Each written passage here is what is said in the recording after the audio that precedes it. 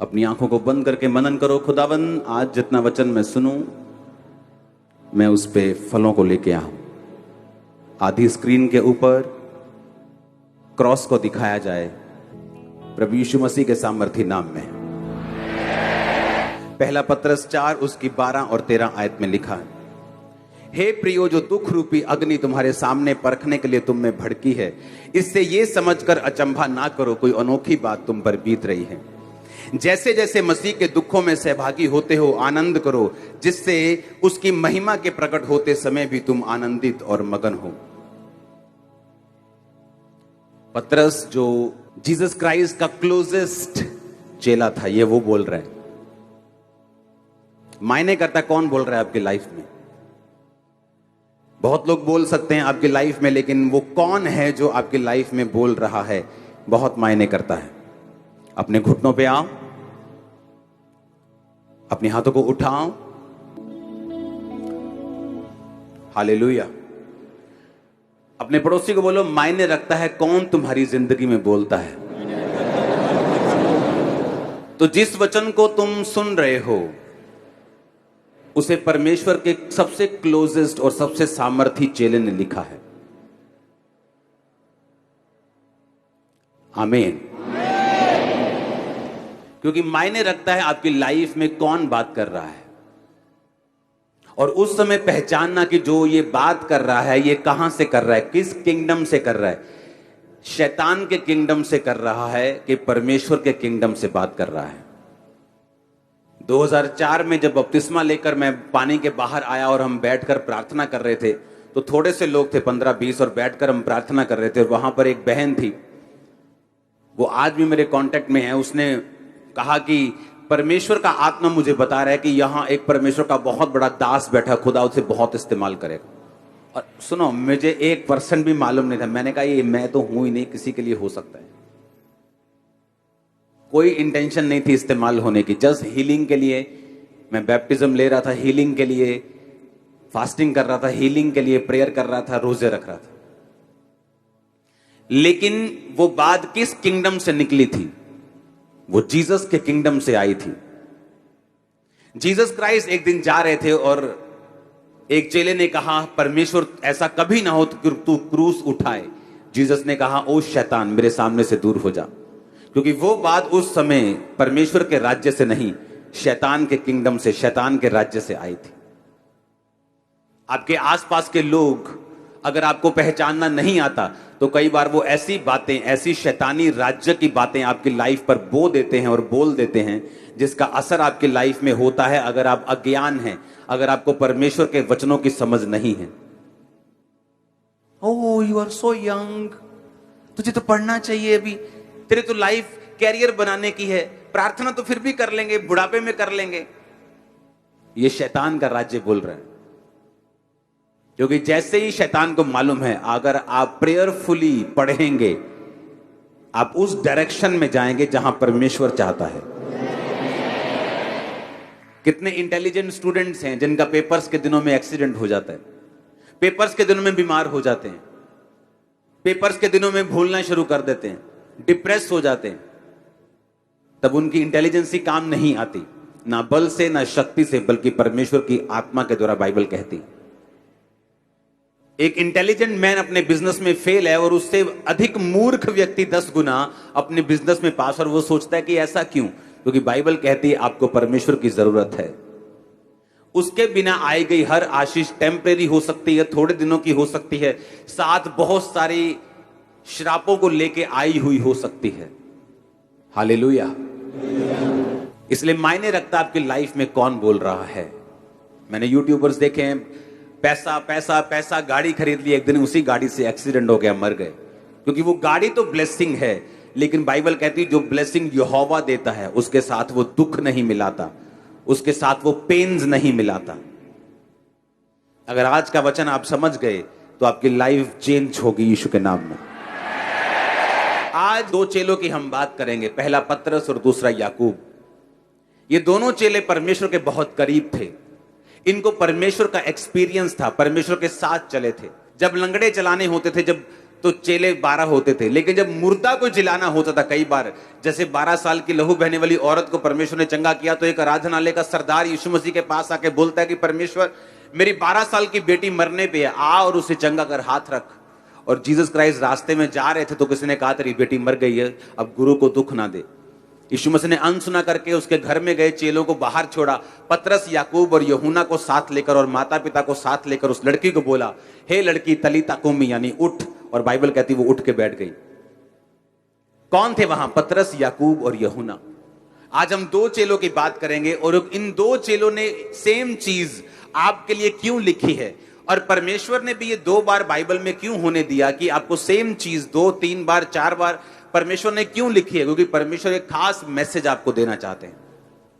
और अगर ये खास मैसेज आप समझ गए, क्योंकि आपकी लाइफ इस पे निर्भर करती है, क्योंकि जब आप रास्तों में जाते हैं तो पुल आते हैं।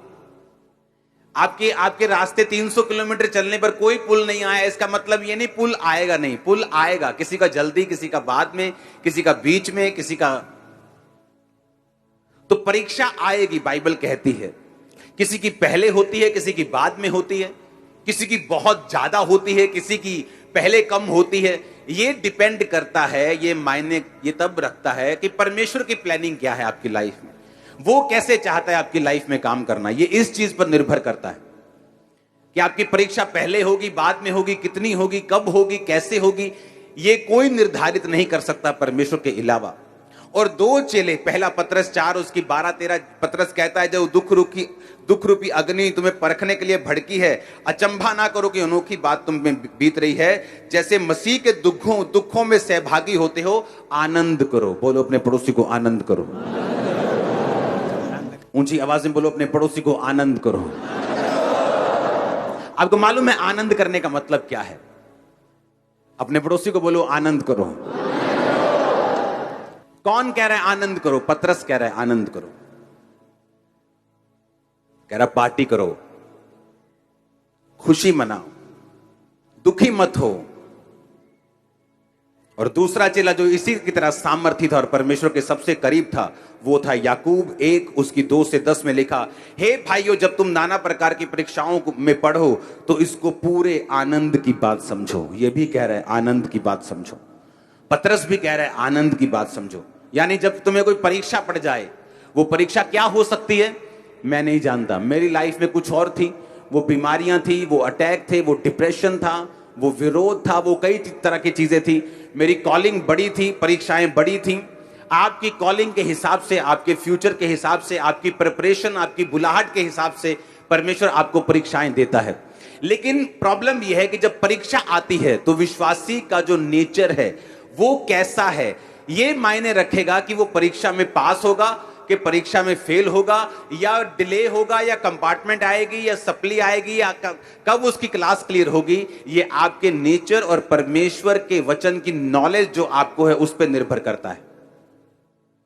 अब एक परमेश्वर का दास जिसने लंगड़ों को चलाया, मुर्दों को जिलाया, वो कह रहा है कि जब तुम परीक्षा में पढ़ो तो कहता कोई अचंभी बात मत समझो कि मैं ही, मेरे साथ ही ऐसा क्यों हो रहा है, मैं ही ऐसा क्यों हूं, मेरे साथ ही ऐसा क्यों, दूसरे के साथ ऐसा क्यों नहीं। कहता मत समझो कि कोई अचंभी, कोई अनोखी बात तुम पे बीत रही है, पर कहता जैसे मसीह में के दुखों में सहभागी होते हो, आनंद करो। और याकूब कह रहा है कि जब तुम नाना प्रकार की परीक्षाओं में पढ़ो तो कहता पूरे आनंद की बात समझो। क्यों?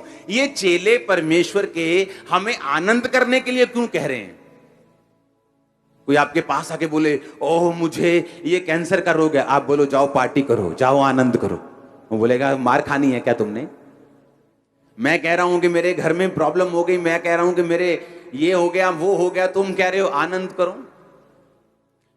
उसका कंडीशन ये है, इफ शर्त ये है कि वो परीक्षा आपके पाप के कारण नहीं होनी चाहिए। जैसे दाऊद की जिंदगी में बैतशेबा के साथ पाप के बाद जो परीक्षा आई, वो परीक्षा परमेश्वर की ओर से नहीं थी। जो पहले उसकी जिंदगी में हो रहा था, जो शाऊल उसके पीछे पड़ा था, वो परमेश्वर की ओर से था। कितने मेरी बात को समझ रहे हैं? अब 2 चेले कह रहे हैं कि आनंद करो। क्यों ये हमें आनंद करने के लिए बोल रहे हैं? 2009 में जब ये सेवकाई शुरू हुई तो मेरा पूरा बिजनेस जो करोड़ों रुपए का था, किसी ने आग लगा दी थी, इसी गांव के लोगों ने। तो अगर मैं वचन उस समय पढ़ता यही पतरस का, तो पतरस कहता आनंद करो, तो मैं सोचता नहीं पतरस को कुछ दवाई की जरूरत है, ये मुझे कह रहा है मेरा बिजनेस जल गया और करोड़ों रुपए का नुकसान हो गया। यही बिजनेस की तो मैं गवाही देता था, यही बिजनेस की गवाही देकर तो मैं लोगों को समझाता था कि मसीह में आओ। अब यही बिजनेस जल गया तो मेरे पास कोई गवाही नहीं, अब मेरी हीलिंग की गवाही बची है। और वो भी शैतान मेरी हीलिंग से भी फाइट करता रहता था, ताकि मुझे ये महसूस होता रहे कि तेरे पास अभी कुछ नहीं है, तेरे पास 5 साल हो गए अभी कुछ नहीं है, बिजनेस भी था वो भी चला गया। तो मेंटल टॉर्चर करने की वो कोशिश करता था, मेंटली आपसे क्वेश्चन करने की कोशिश करता है, आपको सवाल पैदा करता है। यीशु मसीह की जो प्रेजेंस है, उसकी जो ग्लोरी है, उसकी जो होंद पंजाबी च कहते, उसके ऊपर वो सवाल पैदा करता है कि वो है कि नहीं। क्योंकि तुम्हारे पास बिजनेस था वो जल गया, अब सेहत है और वो उसके साथ भी मैं फाइट कर रहा हूं, तुझे मैं हीलिंग लेने नहीं दूंगा। तो ऐसा लगता है कि क्या सचमुच परमेश्वर है भी या नहीं। लेकिन जब पतरस को पढ़ा तो उसने कहा आनंद समझो। जब याकूब को पढ़ा जो परमेश्वर के करीब था, वो भी कह रहा कि जब तुम नाना प्रकार की परीक्षाओं में पढ़ो तो पूरे आनंद की बात समझो। क्यों? मैं आपको बताता हूं क्यों। मेरी लाइफ में बहुत सी परीक्षाओं को मैंने देखा है। अब जो आजकल थोड़ा बहुत विरोध होता है, ये कोई परीक्षा नहीं है, ये तो मतलब ऐसे ऐसे वाला है, ये कोई परीक्षा नहीं है। हालेलुया। ये तो शैतान जैस दुखी है बेचारा। सुनो, परीक्षा किसे बोलते मैं आपको बताता हूं। ये परीक्षा परीक्षा नहीं है, सुनो, ये तो एंजॉय करो, मजे लिया करो। तो परीक्षा किसे? 2005 में मेरी लाइफ की बिगेस्ट परीक्षा थी। 2005 में मैं अपनी लाइफ के मोस्ट डिप्रेस्ड पार्ट से होकर गुजर रहा था। सुसाइड करना चाहता था मसीह में आने के बाद, ले हैंड करता था तब, पवित्र आत्मा पा चुका था तब भी। इतनी ज्यादा मेरी लाइफ में वो डिप्रेशन और डेविलिश अटैक्स थे, लेकिन शैतान मेरे अंदर नहीं था। खेल खूल वाला काम परमेश्वर में आने के बाद एक विश्वासी नहीं करता। अगर वो सच्चा विश्वासी है, अगर वो परमेश्वर की पावर को समझता है, अधिकारों को समझता है कि शैतान मेरी जूती के नीचे है, मैं शैतान में खेलूंगा नहीं, तो वो खेल बंद हो जाती है उस दिन, जिस दिन इंसान समझ जाता है। प्रेयर करने की भी जरूरत नहीं, करवाने की भी जरूरत नहीं कि दुष्ट आत्मा मेरे से निकाल दो। अगर तुम क्रिश्चियन हो, शैतान को बोलो ये शरीर यीशु का है, तेरा नहीं, चल भाग यहां से यीशु के नाम में। That's it. वो खेल आनी बंद हो जाएगी। जब सिर घुमाने के लिए शैतान बोले तो उसे स्टॉप करो, उसे बोलो ये शरीर तेरा नहीं, यीशु मसीह का है, ये हिलेगा नहीं, ये खुदा के काम करेगा। आप बोलते नहीं, जब बोलते नहीं तो शैतान काम करता है। परमेश्वर का रूह कह रहा है अपने दोनों दासों के जरिए से कि जब परीक्षाओं में पढ़ो तो इसे बिल्कुल आनंद की बात समझो, इसे प्योर आनंद समझो, प्योर दिल के साथ खुशी मनाओ जब तुम परीक्षाओं में पढ़ो। इसका रीजन है, आपकी लाइफ में एक समय आएगा, आप अगर परीक्षा में हैं, थे या होंगे, ये वचन सबके लिए एक है। आपकी लाइफ में एक टाइम आएगा, आप पवित्र आत्मा से भरे हुए होंगे, आप वचन को जानते होंगे, लेकिन शैतान फिर भी क्वेश्चंस आपके सामने रेज करेगा, सवाल पैदा करेगा। ये क्यों? अगर वो है तो ये क्यों है? अगर वो है तो ऐसा क्यों नहीं है? और इतने सारे क्वेश्चंस आपके साथ होंगे और आपको लगेगा कि आप कुछ नहीं कर सकते इन क्वेश्चंस के खिलाफ। तब वो परीक्षा जो आपकी हुई थी और उससे निकलने की फीलिंग्स और एक्सपीरियंस जो आपको हुआ था, आपको मसीह में सदा के लिए स्टैंड रखेगा यीशु के नाम में। मैं आपको सच कह रहा हूं, मैं अपनी लाइफ में खड़ा हूं, उसका एक मेजर कारण यह है कि 2005 की वो परीक्षा जिससे मैं सबसे अधिक तंग हुआ, और पार्ट्स में मैं उस परीक्षा से निकला हूं, पार्ट्स में कुछ कुछ करके 8 साल 9 साल 10 साल। लेकिन जब शैतान ने मेरी लाइफ में क्वेश्चंस रेज किए, बाइबल जानते हुए, पवित्र आत्मा से भरे हुए, सामर्थ पाए हुए भी, वो एक्सपीरियंस जो मेरा परीक्षा से निकलने के बाद जो मैंने प्रभु से लिया था, परमेश्वर ना इनकाउंटर हुआ, मेरा आमना सामना, क्योंकि वो परीक्षा से निकलना आसान नहीं था।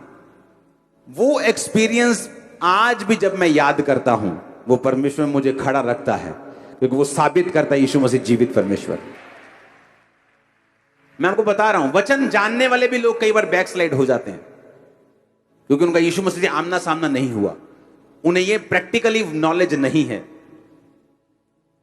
आप जानते हैं पतरस वचन जानता था, यीशु मसीह को जानता था। जब यीशु मसीह मर गए तो फिर मछलियां पकड़ने के लिए चला गया था, अपना काम धंधा पकड़ने के लिए चला गया था, बैकस्लाइड हो गया था, और जीसस क्राइस्ट फिर उसके पास गए, इनकाउंटर हुआ। इनकाउंटर होना, आमना सामना होना, एक्सपीरियंस होना, जो वचन फिर आपने सुना होता है वो लगता है फिर कि ये सच्चा है।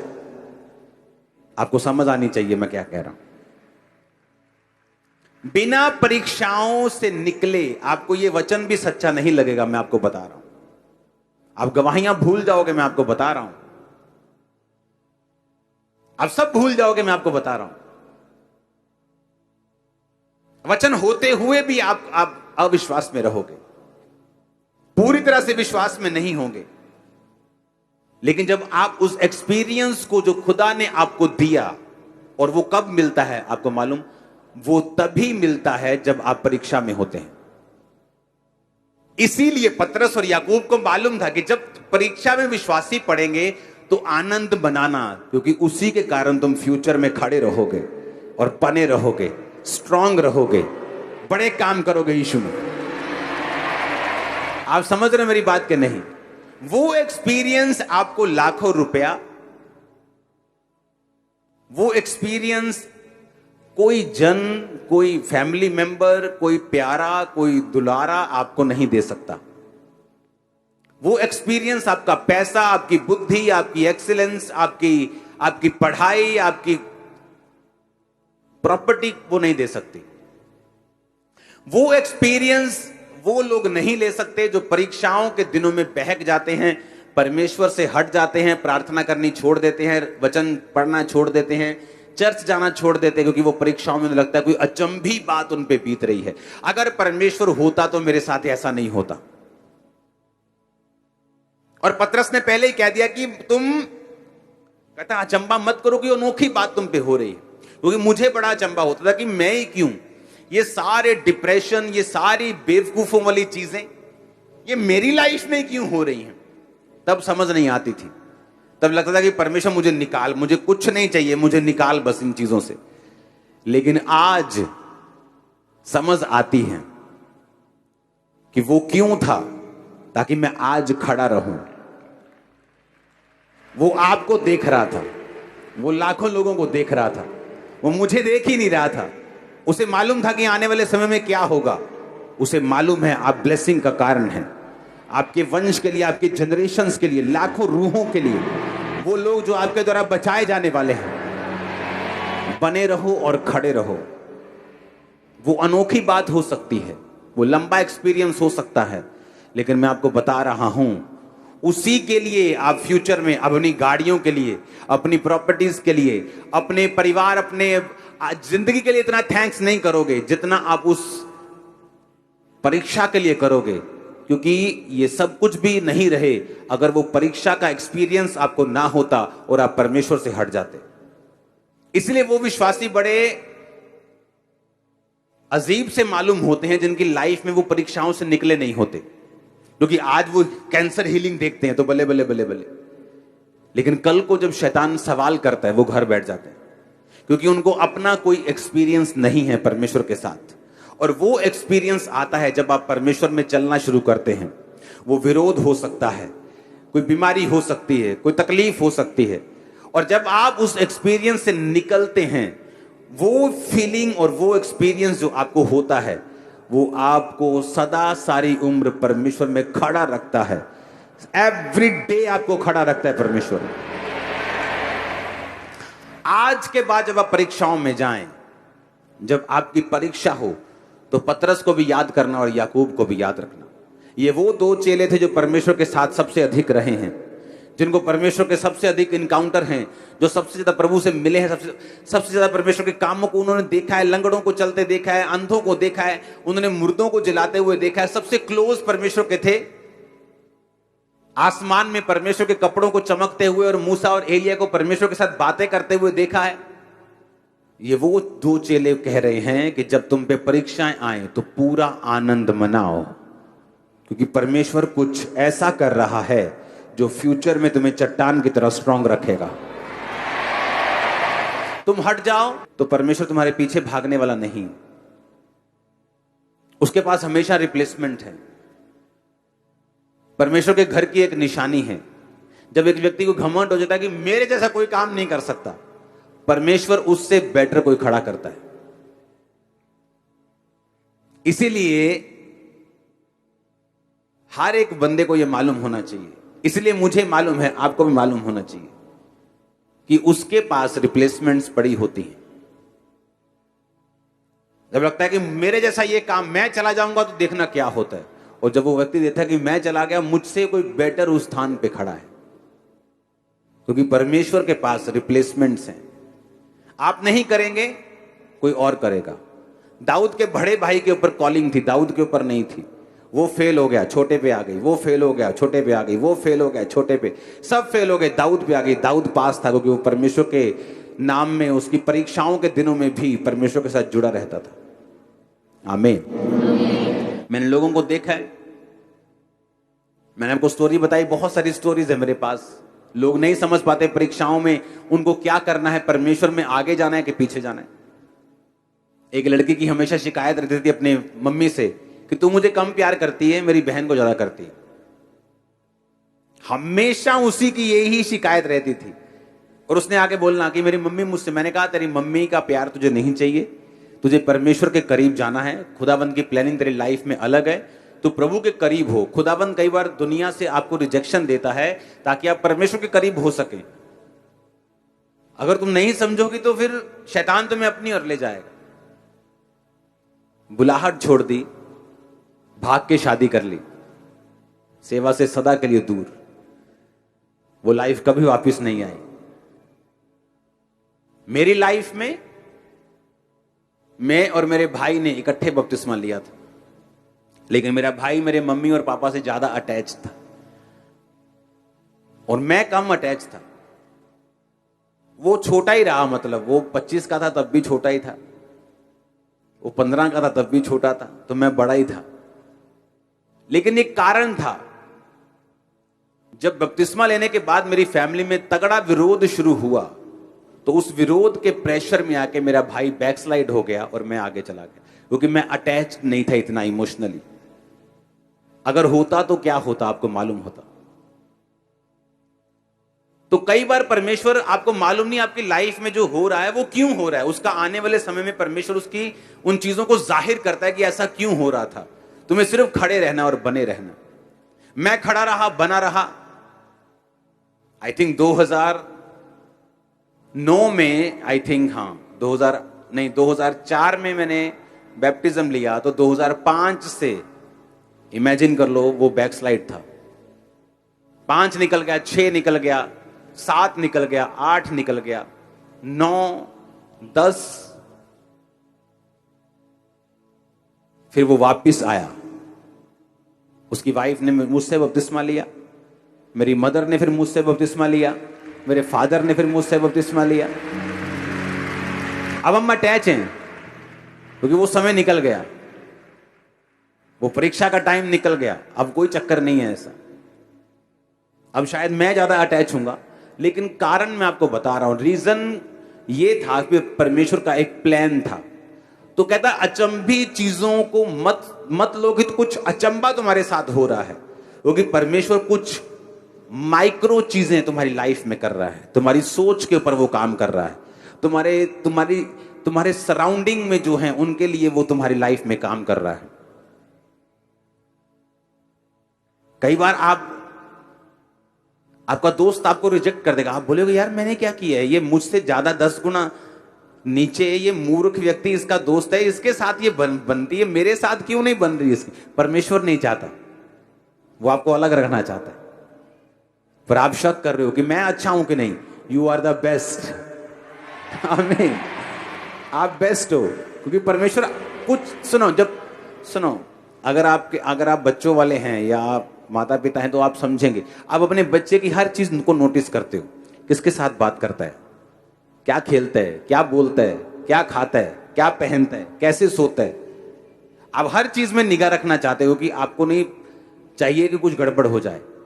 परमेश्वर, आपको लगता है कि परमेश्वर को सिर्फ प्रार्थना बाइबल से मतलब है, बस प्रार्थना करी, बाइबल पढ़ी, चर्च गए, टाइट दिया, परमेश्वर को। और परमेश्वर नहीं, परमेश्वर आप सोचते कैसा है, आप जाते कैसा है, गाड़ी क्या, उसको हर चीज से मतलब है।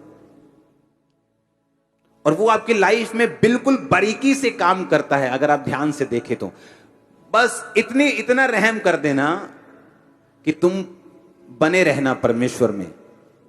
पाप में रह के जो परीक्षाएं आएंगी वो तुम्हें कम करने के लिए होंगी, पवित्रताई में रहकर जो परीक्षाएं आएंगी वो तुम्हें बढ़ाने के लिए होंगी।